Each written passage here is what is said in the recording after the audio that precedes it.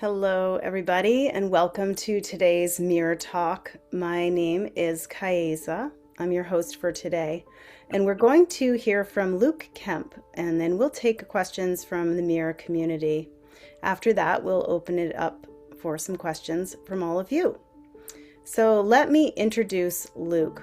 Luke Kemp is a research affiliate with the Center for the Study of Existential Risk at the University of Cambridge and the best-selling author of Goliath's Curse: The History and Future of Societal Collapse. His work has been covered by the New York Times, New Yorker, and many others. Luke looks at the past, such as civilization collapses, and future, climate change and emerging technologies, to guide policy in the present. If anybody has any questions that come up while Luke is presenting, please message co-host Kathy privately in the chat, and we will get to as many questions as we can. And questions shared in the group chat will be considered side conversations that won't necessarily be brought to the attention of our presenter, just so you know. Okay, Luke, well, we're so glad you could join us today, and we're eager to hear what you have to say and share.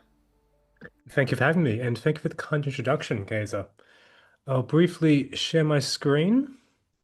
Now, today I want to talk to you about some of the key ideas from my book, Goliath's Curse. In particular, I want to zone in on one aspect that is critical to the story of how societal collapse has occurred across history. A specter is haunting history, all the way from the very first agrarian societies and farming communities through to the very largest empires, and even today, we see the role of inequality in societal collapse.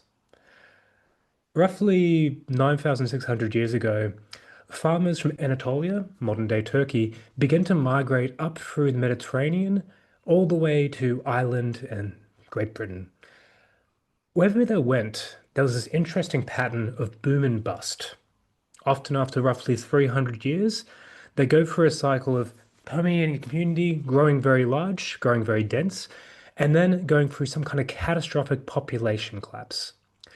Thereafter, they'd often have a big switch in diet as well. So, for instance, in the UK, or in England, I should say, they didn't just collapse in population numbers, they also switched away from growing grain towards consuming things like hazelnuts and relying increasingly upon herding and hunting and gathering.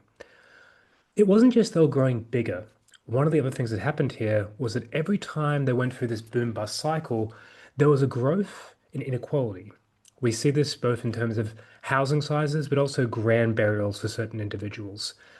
And it wasn't just growing more unequal, there was also changes in warfare. We went from Europe being relatively peaceful as far as we can tell, to suddenly having the first signs of large-scale warfare, mass mutilation, and even torture. This doesn't just happen in Europe. Some of you may be familiar with the Puebloan peoples in modern-day southwest United States, in particular over New Mexico. These were different groups of farmers who grew what are known as the Three Sisters: maize, squash, and beans. They didn't just grow grain, they also built these great sandstone houses, often carved into cliff-top faces. Just like the first farmers of Europe, they also went through these boom-bust cycles. They had three termination periods in 900 CE, 1150 CE, and 1270 CE. In 1270 CE, there was approximately 25,000 Puebloan farmers spread across New Mexico and Nevada. But at the end of the termination period, roughly 30 years later, there was only a couple of thousand. And interestingly, this doesn't just happen for the Puebloans, these boom-bust cycles, which notably also once again coincide with inequality. We also see similar patterns across other communities in the United States. Many of us think of the United States as being populated purely by hunter-gatherers prior to the arrival of the first Europeans. This simply isn't true. Prior to the arrival of the first Europeans, there were multiple cities, if you will, as well as hierarchical farming communities across the US. Some are very well known, others less so. Cahokia, for instance, is becoming increasingly well known. It's a site of over 200 flat-topped earthen pyramids and was once a city of 10,000 to 15,000 people. There's Huhugam in modern-day Phoenix, Arizona. They're flat-topped earthen pyramids, and adobe coffins and irrigation channels are actually what inspired the city to be called Phoenix. The idea that the Europeans had was raising a phoenix from the ashes of an old deceased civilization. All of these collapsed roughly at the same time. That is, with the beginning of the Little Ice Age in 1250 CE. And yet, interestingly, climate doesn't tell the full story here. Because interestingly, every single one was growing more unequal, and there's signs of social distress within each of them. And as we see with the balloons, this was part of a boom bust cycle that happened frequently across the world. Often after they collapsed, they weren't remembered fondly. In the case of the Hulum, Moundville, and the Papillon communities, they have these stories of great revolutions against evil gods and evil wizards. In the case of Cahokia, once the city collapses, people avoid the region. It becomes known as the vacant quarter. For hundreds of square kilometers around the Mississippi Basin, there's no built-up habitation for approximately 100 to 200 years. It's as if they're trying to let that memory of an old civilization die in the swamps of the Mississippi. And we see this across the world in some of the very first cities. We often have this image that cities were made by great rulers who built great pyramids and irrigation canals, when quite frequently cities actually begin as relatively equal endeavors and then over time were hijacked by elites. And across many different cities, including San Lorenzo, the very first city of Central America, Montalban, Gene in Eastern Africa, Teotihuacan and Tiwanaku, we see a pattern of them actually becoming more vulnerable and then collapsing shortly after the intensification of inequality. And this makes sense. When we look towards the Paleolithic, when humans evolved approximately 300,000 years ago, we see no strong signs of inequality. Instead, the very best evidence suggests that we were nomadic, egalitarian hunter-gatherers. And importantly, we were not living in a Hobbesian state of war of all against all. And that Hobbesian image often paints the way we think about collapse, where we often have this idea that once you pull away rulers and monarchs, we all turn against each other in a scramble for resources.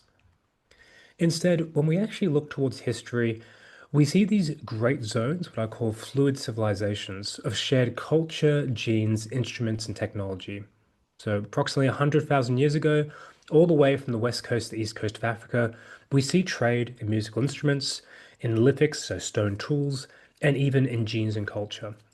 Likewise, roughly 40,000 years ago, during what's called the Upper Paleolithic, all the way from Spain to Russia, we see shared cave art, shared figurines, shared culture, and once again, shared genes.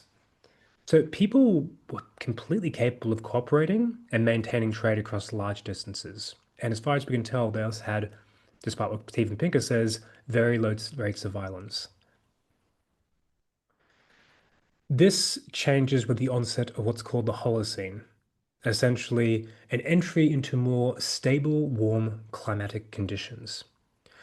Across every major world region, we see the same pattern occur over and over again. Very slowly, people start to settle down into more sedentary communities.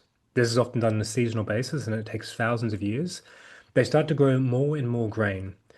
Eventually, you see the first signs of warfare. And then, with some lag, which varies across different regions, you start to see increasing inequality and eventually the creation of the first states, the first empires and kingdoms of the world. What explains this? And why is it that we have some areas of the world that had agriculture, but never had large-scale inequality and never had large-scale states? For instance, New Guinea had agriculture roughly the same time as Egypt, roughly 7,000 years ago. And yet New Guinea never created a state, never had pyramids or pharaohs. And the key difference here is what they were growing. It wasn't about having an agricultural surplus, instead it was about the resources they were using. In the case of New Guinea, they were growing yams, taro, and banana. In the case of Egypt, they relied primarily upon wheat. The interesting thing here is that yams and banana can't be stored very long. Maybe a month's tops in the case of banana and 6 months in the case of yams. Yams you also grow underground. They're largely invisible, and when they're ready to be harvested, you can leave them underground for months on end. Wheat, by contrast, is very easily seen, stolen, and stored. Wheat can be stored for decades at an end. When it's ready to be harvested, it advertises itself through large stalks, and it's very easily transported as well. Across the world, where we see the very first states, such as Uruk, the first dynasty of Egypt, the Shah dynasty, Tiwanaku, in every single case, they're based upon what I call lootable resources. Resources that can be easily seen, stolen, and stored, like wheat, rice, barley, and maize. And this supercharged inequality in many cases. And what we see happening is this really big shift away from being nomadic egalitarian hunter-gatherers towards suddenly having dominance hierarchies.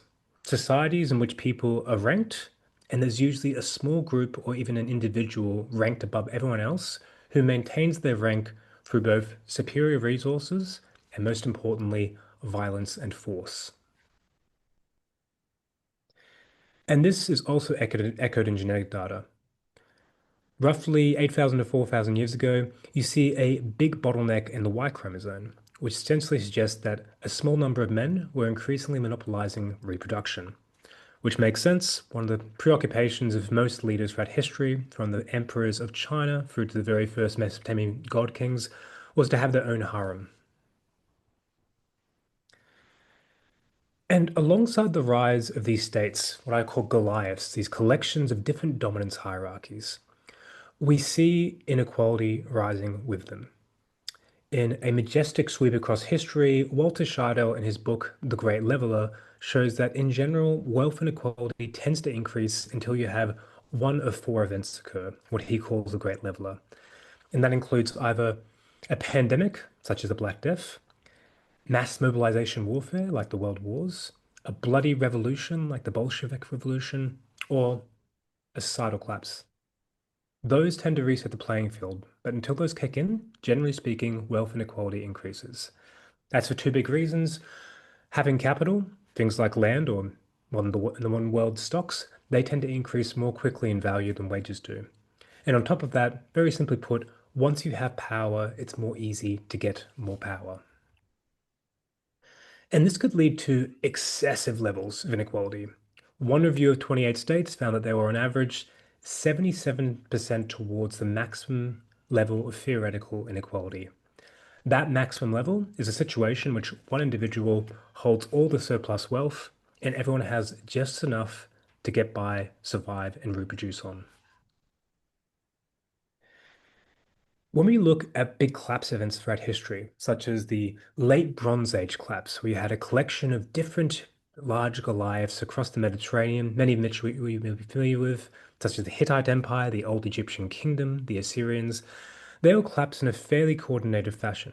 Many people have pointed towards a mega drought being the primary reason for their collapse. And yet, interestingly, not all of them collapse. And there's many communities, such as a large number of Greek communities in the Iberian coast, who don't collapse at all. And interestingly, there, they were egalitarian. And in all these cases of collapse, we see that we're growing more unequal before the collapse event. So what we're probably looking at here is not a simple story of one big external shock, like climate change or like a drought, knocking over great empires. Instead, they're also growing more vulnerable because of internal dynamics of inequality. And this is for a number of reasons. One is simply put, we know inequality tends to be corrosive in societies. So based upon the work of Richard Wilkinson and Kay Pickett, we know that inequality, wealth inequality, tends to have a bunch of knock-on effects like increasing polarization, as well as even things like socio-political violence. Others, like Dan Hoyer and Peter Turchin, have pointed towards inequality leading to a surplus of elites who tend to compete for a limited number of high-status positions, like thrones. On top of that, as you get a larger and larger elite class, it tends to make things more expensive for everyone else. What today we call a cost of living crisis, they call throughout history popular immiseration. And of course, as you start to have more and more disenfranchised poor people and a large number of competing elites, that's essentially a social powder keg for things like coups, civil wars, and revolutions. In the book, I point towards all these different knock-on effects of inequality, things like elite factionalism, but also things like corruption, In the modern world, we have good evidence that wealth inequality tends to be bidirectional of corruption. More unequal states tend to become also more corrupt, but also more corruption tends to lead to more inequality. In short, all of these tend to make a society increasingly captured by a small elite and increasingly fragile, until the whole of that husk of society is eventually knocked over by a combination of different external shocks, things like climate change, epidemics, invasions, or financial crises. And it's important to remember this wasn't always a terrible thing. We often tend to think of collapse being absolutely horrible, but that's a 1% view of history. History has been largely written by a small number of elites, and in general, most writers who had history were employed by those elites.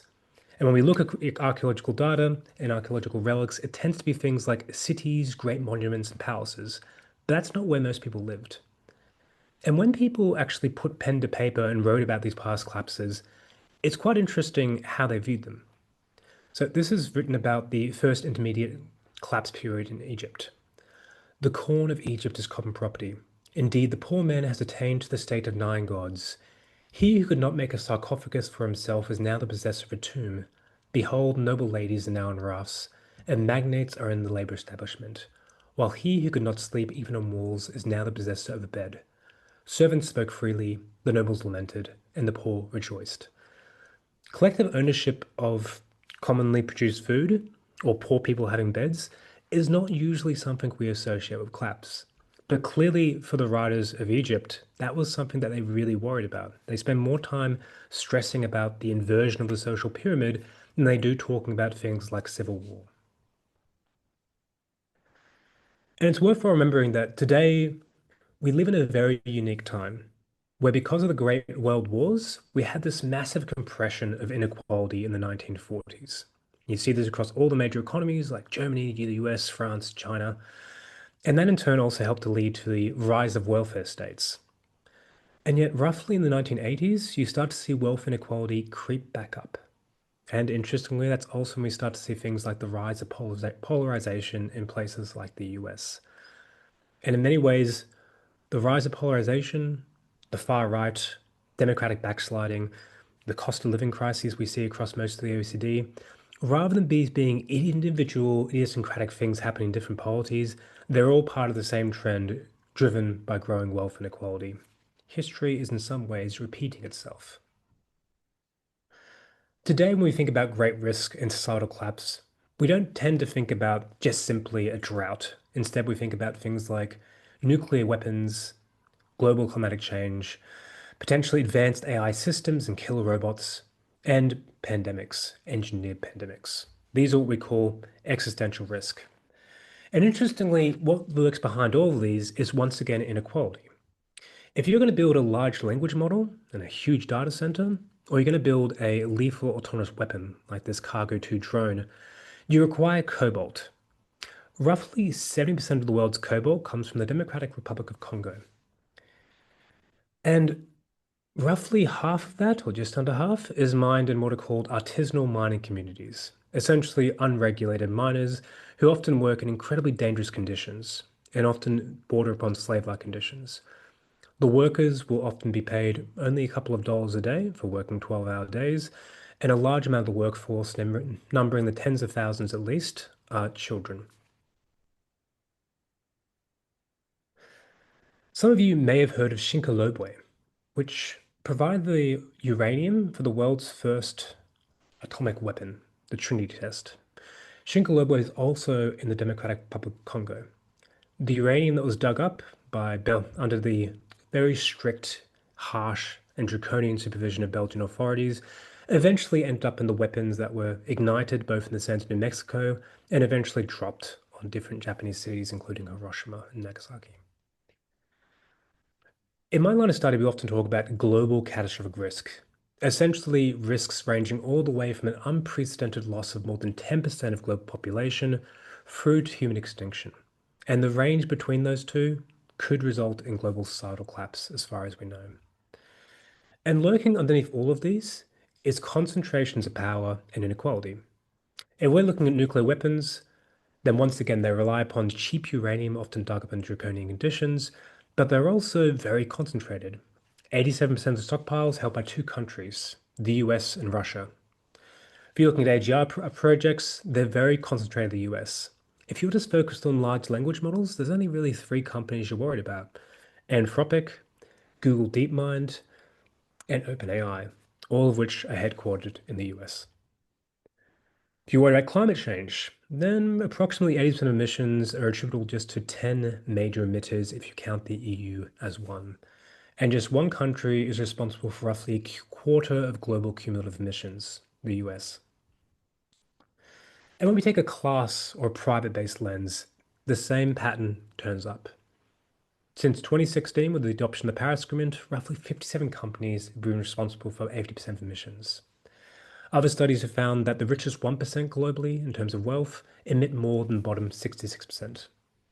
And one study looking across a range of different planetary boundaries found that the top 10% of income earners responsible for roughly 31 to 67% of global planetary degradation. And this inequality tends to express itself in a bunch of different ways. One is burying the information and preventing democratic control. We know that back in the 1970s, Exxon knew about the effects of fossil fuels on the climate and the basic greenhouse effect. They even did pretty accurate modeling, and they buried that information and then ran misinformation campaigns that costed tens of millions of dollars. 3M and DuPont, two of the world's largest chemical manufacturers, did the same things when it came to microplastics, PFAS, and other novel entities, as we call them. And today we see a similar thing happen when it comes to AI regulation, which I won't go into. But the key point I want to stress here is that whether you're worried about the collapse of great empires or the very first farming communities create history, or if you're worried about global societal collapse today, driven by large threats like nuclear war and extreme climate change, the underlying threat across all of them is growing wealth inequality. And unless we address that, then the trajectory is unfortunately towards self-determination. Thank you for your time, and hopefully we can talk about some more uplifting things, including solutions. Yes, indeed. So, next, we're going to bring on a couple of people from the Mirror community who will ask you some questions. And just a reminder to everybody in our audience, you can send questions along to Kathy in the chat that you would like to be asked later. So, first, we'll welcome Jonathan Cole. Jonathan Cole is a physicist and climate innovator from Northern California and has been designing and prototyping reflective solutions for global cooling since 2014. With a second passion for creating compelling visuals, he develops websites and infographics for climate cooling solutions. And thanks for coming on, Jonathan. Go ahead. Great. Thank you so much. Oh, that was a fantastic presentation. And I especially liked your story about the society who fell apart, but then they started to partially own the cornfields. And it said that, now they had access to their share of the corn. So with the reflective projects that I work on, we're trying to distribute the cooling technology to individual people and individual communities. So I guess it fits into your story in that after a collapse, if we've distributed the cooling technology to individual homeowners and communities, it'll be better than some large project that has to have government support. So do you see the concept of a distributed solution as a way for societies to survive after collapse? I think in general, decentralization often works to help with resilience, including after collapse. In this case, it would depend upon how it's coordinated, of course. I've done a little bit of work into solar geoengineering, and you want to make sure you obviously don't overcool the planet either. So, as long as it's kind of accompanied by adequate coordination, it could potentially be useful. So, decentralization, I wouldn't see as a panacea or a cure-all, but it does tend to be something which, because you're no longer centralizing power on one node, creates a bit more resilience in a network and a community. Great, thanks. I'll come back with other questions after others have had a chance. No worries. Okay, next, thank you, Jonathan. Next, we're going to bring on Bunny. Bunny Singh Johan is a project officer at MEER. She graduated with her bachelor's degree in environmental science last year. She's a nature enthusiast and deeply interested in climate science. She connected with MEER when Dr. Tao visited Pune, India, and has been trying to help the local communities through her on-site work as well as awareness through blogs and social media. We're so glad to have you, Bunny. Go ahead. Thank you, Faiza. Hi, Luke. I read your book, and that was a good presentation.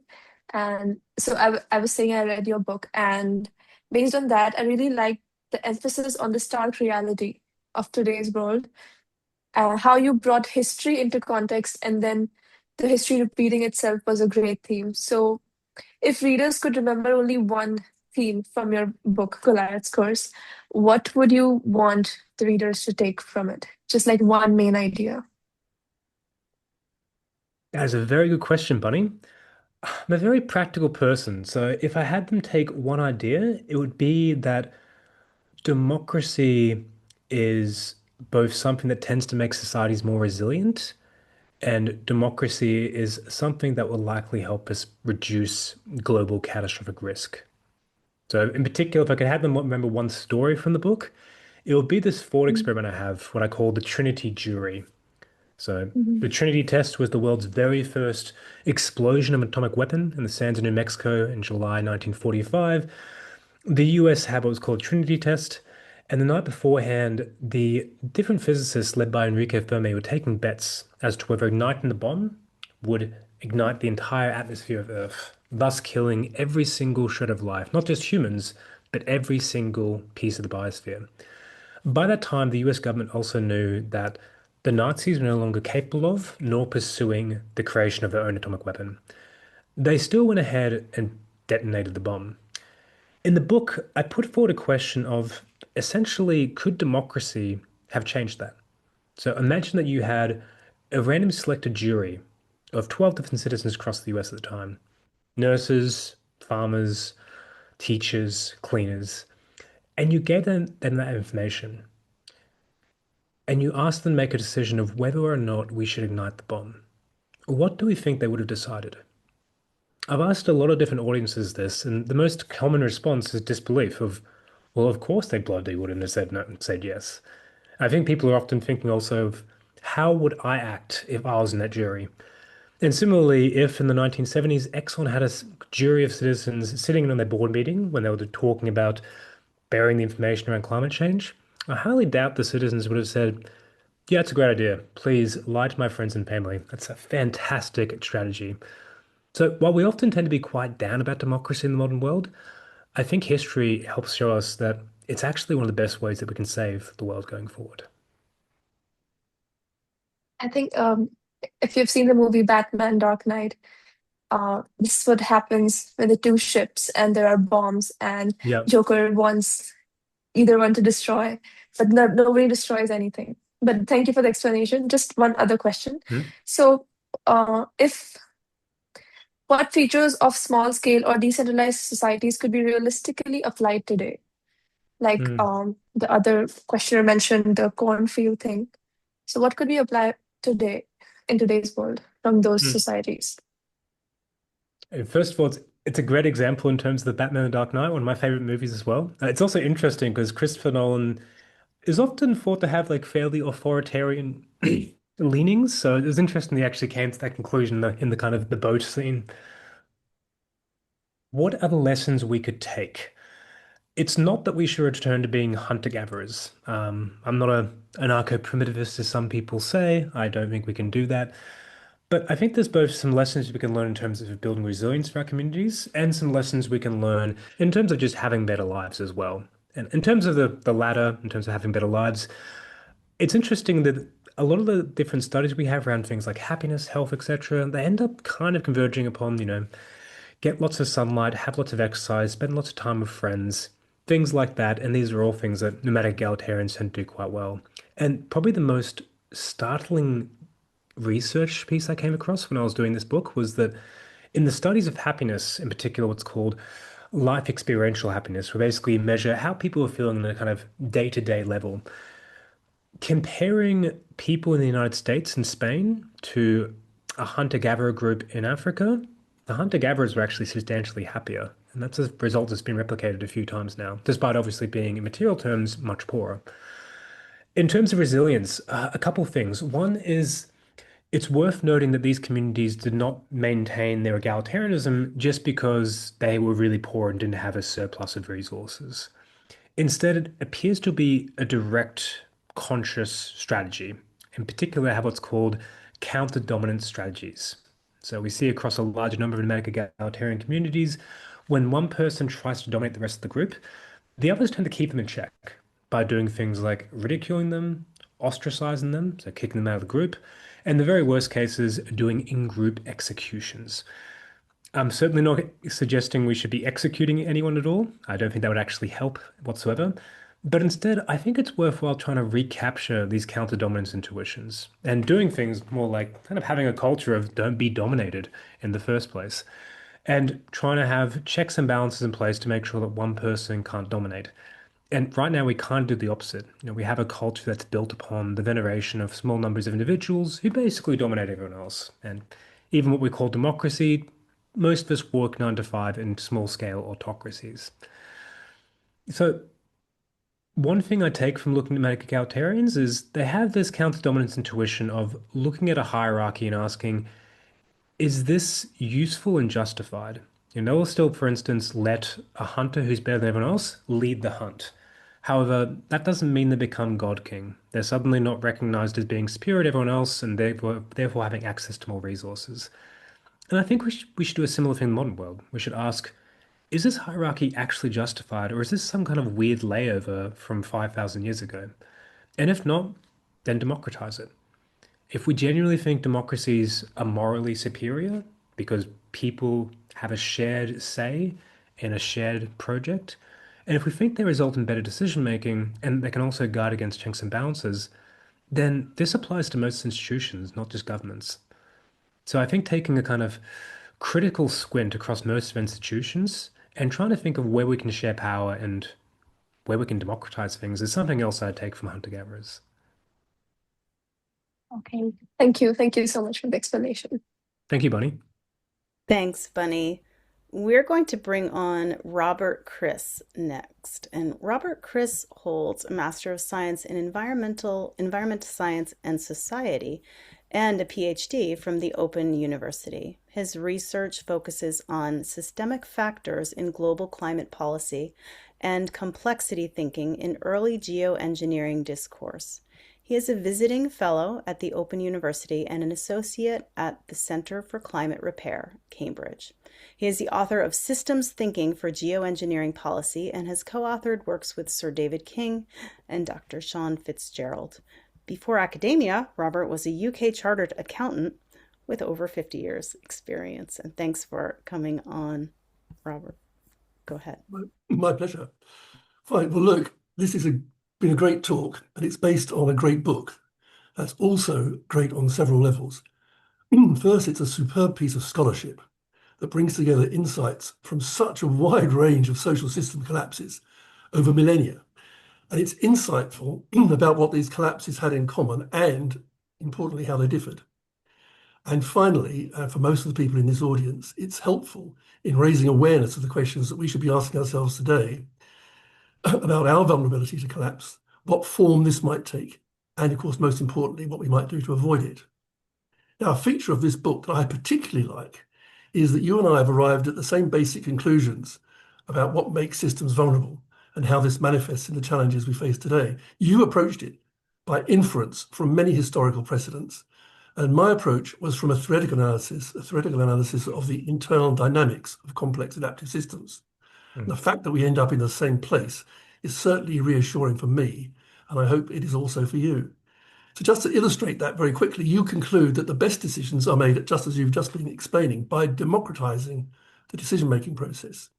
And I express the same sentiment with the notion that maintaining diversity and individuality are central to flourishing adaptive systems. And from this precept, you identify the emergence, as you've explained in detail in this talk, of dominant elites, oligarchies, as being at the root of most societal collapses. Now, these elites are your Goliaths, and their curse is their propensity to prioritize their interests by making decisions that, usually unwittingly, undermine the viability of the society as a whole. In complex adaptive systems theory, your Goliaths are known as global controllers, but Mm. exactly the same concept. So I want to commend the book to today's audience, also because it's just a very enjoyable, if somewhat scary, read. But right now, I want to focus on the last section of the book, where you propose various policies to draw us back from the brink. Now, you paint, for those that haven't read the book, you paint a somewhat apocalyptic picture. And here's just one sentence to illustrate this. Your words: given how deeply locked in are Goliath traps, status races, arms races, and races to the bottom, and other problems, get this, it's hard to see how we can escape without a global collapse unfolding. Now, that's the end of the quote. Now, to prevent the collapse, you argue that we now require lower emissions, fewer weapons, more money for schools and hospitals, more engagement of citizens in policy making, less corruption, fewer plutocrats, and more democracy. Well, nobody's here is going to argue with any of that. And you say that to deliver this requires real concrete change, wealth taxes, and progressive taxation, a crackdown on corruption, including, the Americans will love this, banning legalized bribery like the revolving door between politics and industry, which I take to be the reference to the so-called pork barrel politics of the US. And you add, giving people a genuine direct say in government and workplaces through open democracy. Now, you acknowledge, in your words, that this will be a Herculean task requiring, interesting choice of words here, the rerouting of human history. Now, you seem to assume, without any detailed examination that I could discern, that this rerouting and these changes could be delivered soon enough that their beneficial climatic effects would emerge soon enough to Mm. avert the unfolding of a climate change-induced global collapse. So now we come to the crunch and my question. Is there any evidence to support the credibility of your wish that these changes be made at the necessary speed and scale? Or what evidence is there that suggests that such a change is even plausible? And in your own words, that it is hard to see how we can escape without a global collapse unfolding. So with examples Mm. such as Extinction Rebellion and Just Stop Mm. Oil, to identify just two from the UK, but mirrored by many others around the world, can you explain how you see today's controlling elites acquiescing to this Mm. rerouting of history with the necessary urgency, rather than suppressing it with as much force as is necessary to maintain their dominance? How is this process of avoiding global collapse going to unfold? And can it unfold in an orderly manner? Excellent question, Robert. And thank you as well for the compliments. I was blushing through some of your comments there. And I'm also glad to hear that we converged upon some very similar findings as well. As you mentioned, that's very reassuring. And I think it gives me much more credence in the results as well. In the book, I put forward that we essentially need to level each form of power. So political power can be leveled through things like democracy, economic power through things like wealth taxes, and information power through things like having greater transparency over the military, big tech, and even breaking up both big tech as well as large media conglomerates. It's a very important question as to can this be done? And importantly, can this be done at a sufficient pace to avoid things like extreme climate change? In short, I don't know. The purpose of this chapter is more to lay out a blueprint of what can be done rather than to necessarily speculate about whether or not it can be done in time, nor what exactly is the exact trajectory we can take. I can think of certain precedents who have had an enormous amount of social change happen in a very short period of time. For instance, we basically had the rise of welfare states, and both suffragettes and civil rights movements happened within the space of a few decades. And prior to that, in the 1930s and 20s, the idea of having a democratic welfare state where women could vote, and indeed where people of color could vote and had equal rights to whites, would have been unthinkable, completely and utterly. Similarly, the idea that we would have had planes traversing across the world within a few decades was also similarly unthinkable. So we do have signs that both culture can change and also technology can change very rapidly. And one thing that makes me think that it can happen even more rapidly today, of course, is that technology is changing even more rapidly today. About 5 years ago, the leading large language models, of which there were very, very few, couldn't even do a few basic lines of code. Today, some of the leading AI companies, like Anthropic, much of their coding is written by AI systems. I think the biggest challenge and crux here is exactly what you said of how does one make sure that elites don't simply crack down and ensure that change doesn't happen? And this is tended to be the default mode across most of history, is that once you start to get any kind of progressive movement, in general, elites respond by cracking down. And we see that increasingly happen today, both here in the UK as well as in the US. There's more and more legislation being passed that makes things like protest movements more difficult. They often carry a higher price for those engaged in them, and mass surveillance systems are becoming increasingly more potent. That's the topic of my next book. How does one stop that? There is some evidence, mainly curated by Peter Turchin and Dan Hoyer, that when things get really bad, eventually elites actually start to realize that this is not in their self-interest, that ultimately they should give up some kind of reforms in order to make sure that something worse, like revolution or collapse, does not occur. And this happened to a certain extent in the 1930s and 40s in the US, where it wasn't just the world wars that led to the rise of social democracies, but interestingly, there was some support from basically plutocrats to have changes like the adoption of the New Deal, for instance. So that's one avenue, is kind of relying upon enlightened self-interest of elites, if you will. I wouldn't rely entirely upon that. I think ultimately we need to have both social movements and different mechanisms, including new technologies, that can help shift bargaining power towards the masses and towards workers. Do I think this will happen in time at a necessary speed? Probably not. However, I think it's our best shot. Fine. Well, that's we'll take some hope from that. I've got a second question, if I'm allowed. I'd like to examine your position on geoengineering. You mentioned it earlier, and in Yeah. particular SAI, stratospheric aerosol injection, which you cover in some detail in the book. Yeah. So you raise concerns about the risks of doing SAI. You mentioned the current lack of knowledge about its potential side effects, its likely rushed deployment in the teeth of a climate crisis, conspiracy theories emerging that link it to all sorts of problems in all sorts of places, and of course the dreaded termination shock.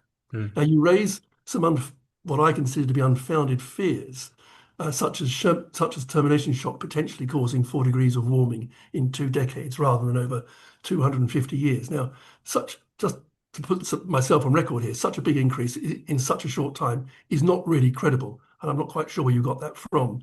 It would require sufficient SAI to suppress warming globally by 6 degrees centigrade, and I don't believe anyone considers that amount of SAI to be realistic. Moreover, it would mean that we'd emitted so much carbon dioxide that without the SRM, the global collapse would already have faded into distant history. So I don't think that this fear of 4 degrees of termination shock is realistic. So it's not correct to say that SRM, as you do, or SAI, reduces the average risk, but fattens the tail risk. I hope people understand that. It may do, but of course, without a more plausible scenario, a more plausible geoengineering scenario, you can't really make a sound judgment about which offers the better risk profile, the stratospheric aerosol injection or the counterfactual without it. Mm. Now, in this audience, there are many who have concluded from the accumulating evidence that it is no longer plausible that catastrophe can be avoided solely by interventions to reduce atmospheric greenhouse gases. It's not that they're not considered necessary, it's simply that there is now a very, very high risk that they are no longer sufficient. And the only additional measure available is to intervene in Earth's albedo, in other words, to restore the planet's lost reflectivity. Now, whether this is done by stratospheric aerosol injection or some other technology, or a mix of them, is an open question we can leave for another occasion. But on reflection, now a year or so after writing the book, how do you assess the risks of SAI? Are they likely to be greater than the combined risks that first reducing atmospheric GHGs or greenhouse gases won't be sufficient to avoid catastrophe? And second, in the event that it might be sufficient, the risk that we won't do enough of it quickly enough to avoid the catastrophe? It might help here if you could give us some idea of what you think is a safe level for atmospheric CO2 in parts per million and how quickly we need to get there. Ultimately, this all comes down to the very practical question of whether we can do enough of whatever needs to be done in the time available. And that assessment needs to be informed by numbers. The narrative isn't enough. So where do you think the balance of risk now lies, for or against stratospheric aerosol injection? Excellent. Thank you, Robert. I'm unsurprised that you're an ardent and fervent supporter of stratospheric aerosol injection, given your position at the Centre for Climate Repair. We'll have to somewhat agree to disagree, although I actually think we converge more than you made it out there. So, first of all, it's worthwhile clarifying for the audience, termination shock is essentially the idea that once you terminate stratospheric aerosol injection, so basically pumping up coolants into the atmosphere in order to lower global temperatures, is that you're basically getting rid of the coolants, but the actual concentration of greenhouse gases in the atmosphere has not changed. Hence, rather than temperatures rising slowly alongside greenhouse gas concentrations, they're likely to come back much, much more quickly. 4 degrees was just one illustrative example. I'm not actually hooked onto that whatsoever. That was just one illustrative example of if you have very high degrees of warming, which you're hiding, and then you get rid of it, whether it should be due to geopolitical conflict, a pandemic, nuclear war, or something else, suddenly you have an enormous increase in the speed of warming. And that is the notion of termination shock. The key thing I want to get across here in the book is that what you're doing here is not necessarily making things safer. In the very worst case scenarios, things are potentially worse, like with termination shock. I also mentioned that there's other problems here, like geopolitical conflict, for instance. Once you put this system in place, it's likely that essentially every single extreme weather event thereafter is going to be blamed, at least by some people, upon that. Now, importantly, I'm not someone who's saying we should not do SAI.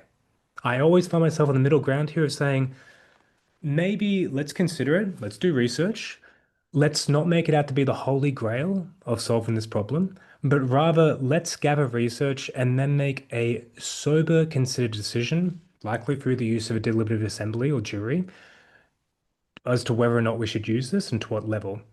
I mean, ideally, we should have greenhouse gas concentrations roughly 350 parts per million, which of course is below what we have today. But this is not just simply a matter of stratospheric aerosol injection, but of course things like negative emissions. So technologies in which you basically suck greenhouse gases out of the atmosphere and sequester them in some way. In general, this is largely based upon the work of my PhD student back in Australia, Aaron Tang. I'm a bigger fan of negative emissions just because the risk profile is very different. You're reversing greenhouse gas concentrations rather than simply hiding the warming. But again, to be very clear, I'm not against SAI. I'm just simply saying that we should be careful here and we should not sell this as being something which automatically gets rid of the risk and carries no risk of its own. I'm fairly agnostic as to whether the risks of SAI are worse than the risks of warming.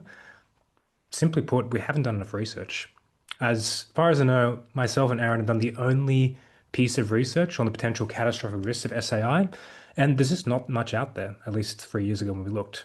And similarly, when it comes to the very worst case scenarios of climate change, there's also surprisingly not that much out there. So I just simply think we need more evidence, we need a clear-eyed view of this, and we need to make it democratically as well. Okay, well, that's a good answer.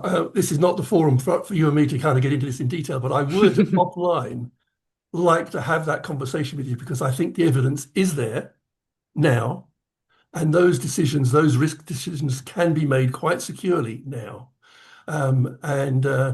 So I think that's something that I would value having an opportunity to chat with you about elsewhere. But I think that because I think that your position here is actually wrong. I think it's now. I'm not saying I I don't think want yours to is give as the well. impression. That's I fine. think it's just based. I think it's based on bad data. So I'm not saying, and I'm not suggesting for one moment that SI is a solution and it's risk-free. I'm definitely not saying that. What I'm saying is that it is extremely unlikely that a reliance on reducing greenhouse gas concentrations will now avoid the global collapse that you refer to many, many times through the book, because we are almost certainly past the point of no return on that question. And there's Yeah, lots of I think we should just take this offline, Robin. I yeah. think Right. we So just it's agree just to disagree here. And personally, I've yeah, published in leading journals on this. I don't right. think I'm getting the data wrong. And if you Okay, want to talk fine. about why I'm getting the data wrong, we can do it via email. Right, agreed. But I just think just to bear in mind that here in this group, there is a very strong audience with this that take this position. So, Mhm. That's fine. uh, yep, Okay, well, that will be an interesting conversation. And thank you, Robert. And it's always, interesting to hear different points. So we are going to move now to some questions from our audience, our live audience. And we have a question that's come in from Camelia, who is wondering about safeguarding certain populations. So, children, people living with chronic conditions and disabilities, elderly, this sort of thing. People who are unable to leave in the face of looming apocalypse. So one recent example, of course, the recent pandemic that gave us an opportunity to see who will be left, as Camellia says, left to rot. So the question stems from Camelia's work at the University of Bristol at the Learning Disabilities Mortality Review Program, investigating mortality in people with learning intellectual disabilities, etc. And I think it's a really interesting question because when we think about collapse, sometimes we're thinking about certain sectors of the population that may be able to protect themselves from certain things. But yeah, can you speak a little bit on that topic? Do you have a particular question I should speak to here? It sounds like Camellia wants to know how can what should we be thinking about to safeguard these certain populations more than others, or as equally as others from global collapse. Yeah, I mean, much of this depends upon both the populations in question, but also how the collapse plays out. Depending upon what is the collapse scenario, things can play out quite differently. So, in the case, say for instance, of nuclear winter, interestingly, most of the effects are concentrated in the global north, and both populations in places like Africa, but also Australia, tend to actually more or less get off better. They're still impacted. It's still a very, very bad scenario overall, but they'll be far less impacted than people in the global north. So interestingly, in some cases, more vulnerable populations, at least in the global south, are actually more resilient to certain forms of global catastrophe. So not a full answer, but essentially it Yeah, but that's depends. interesting. Yeah, so may have a lot to do with geography as well. Okay, here's a question from Kyle. Through history, there have been classless societies developing in parallel with those that ultimately fall to this seemingly inevitable cycle of resource centralization and collapse. Even today, there are enclaves where this is true. Chiapas Rojava, indigenous people who exist within Goliath borders. As the West, what we call the West, hurdles towards collapse, do you see any methods that will help us avoid this particular cycle in a Mm. world that's wrought by ecological catastrophe? Yeah, Rojava, Chiapas. I mean, in the history, the Paris communes, even some of the different anarchist groups involved in the Spanish Revolution, I think do provide a model for an alternative way of organizing society, and one that, frankly, I think is in the long term much more resilient and much more just. The problem is that in general, these tend to be both smaller than their Goliath counterparts and also less equipped in terms of military and violent power. And the unfortunate tendency throughout history has been they get eaten by larger, more predatory powers, as happened in the case of the Spanish Civil War. How does one address that? How do you make sure that good can compete, if you will? That essentially more decentralized, in many ways more just communities can actually outcompete those which are more authoritarian? Frankly, I don't know. That's a topic for a future book I want to do. Hmm. Okay, here's a question from Herb. To what degree is the great man, and apologizing for the gender language, theory of change supported by your research versus the systemic influences you describe? For instance, Mm. would a Mandela or FDR or Gandhi today be able to materially change the trajectory of collapse, an important figure like that? What is your thoughts on that? I tend to be not a big proponent of the great person theory of history. I think in general, even when you do have individual figures who play an outsized role in history, a lot of it is due to structural factors. Hitler likely wouldn't have found a very welcome audience if he was speaking in, say, 1900 or something along those lines. It was the audience was ready to unfortunately hear his message of hatred and fear. So structural factors are more important. However, I do think that small groups and perhaps even individuals who have the necessary both talents, resources, and also just good timing can, of course, shift things to a certain extent. But I wouldn't rely upon it. I think structural factors are much more important here. That's interesting. Okay, just one or two more questions. So, Philip says, how can democracy survive when digital platforms and synthetic media let misinformation spread faster, further, and more precisely than ever before, challenging shared truth and accountability in ways earlier societies faced in weaker form? So, wondering, yeah, Good because you've question. mentioned how Hmm. important democracy is, and Yeah. I think one useful thing here is that when I speak of open democracy or deliberate democracy, you're talking more about having citizens' assemblies and juries. And one of the nice things here is that the people are relatively buffered from disinformation, misinformation. They're basically brought together in a panel or a jury, and they're informed by experts over a long period of time. And that has the tendency to both reduce things like polarization, but it also tends to give them a better evidential base and, in general, makes them reach better conclusions. So I think with that form of governance, you're actually less likely to see disinformation and misinformation play a large role. The second issue here is that technology can actually help to reverse and I think mitigate some of the dangers of misinformation, disinformation. There's large numbers of different startups and different communities who are trying to look at how one uses large language models, AI, to basically both reduce polarization, improve the accuracy and truthfulness of messaging, and also just help groups deliberate. So I think if we have the right forms of governance and we prioritize the right kinds of technology, we can mitigate many of the dangers posed by misinformation and disinformation. mm-hmm, I see. Well, I'll just ask, in closing, I sometimes like to ask our guests because these topics are difficult. They're topics you've wrestled with and that we are wrestling with. And so I wonder first, is this is this a lot of what you think about, all day? You wake up and you're thinking about, because it's about societal collapse. And what do you do to kind of, you know, take a break from it and be able to have joy about something? Yeah. I like to think of the old philosophy of if I can change something, there's no need to worry. And if I can't change something, there's no need to worry. Mm. In general, with this line of work, you do find a way of emotionally separating yourself and creating a buffer from what you're dealing with. But interestingly, at least writing this book has given me a lot more hope in some ways.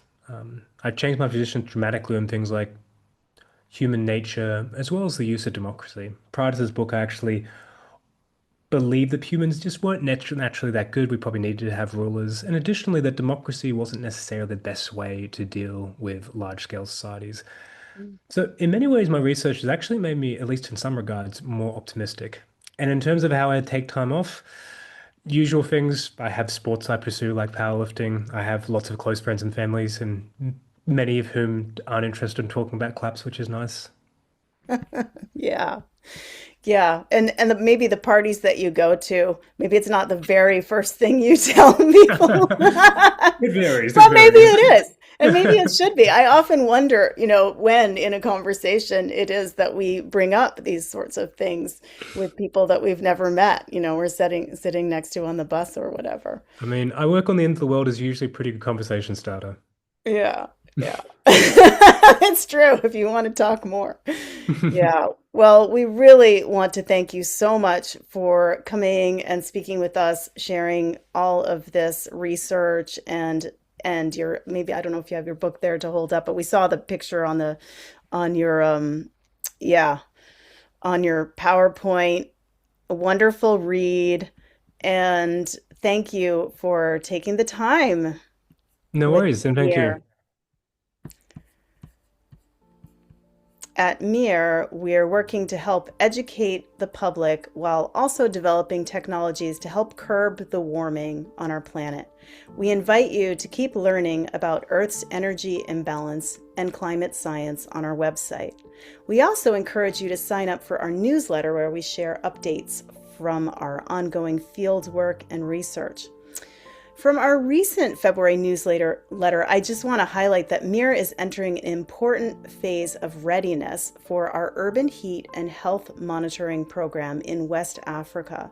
At the same time, development of the dance school site in Freetown is progressing, where MEER is establishing a fabrication and assembly center for cooling components. In India, ongoing rooftop and materials experiments continue to be monitored and refined as well. Here at MEER, we are primarily a volunteer staff, so please consider making a monthly donation of any amount if you've enjoyed being here or have watched our MEER talks, which you can check out on our YouTube channel. Please check us out also on social media. And by all means, tell somebody about this if you have been here today and learned something. We hope to see everybody again for our March 1st MEER Talk when Robert Tulip will present. Thank you so much again for being here. Bye for now.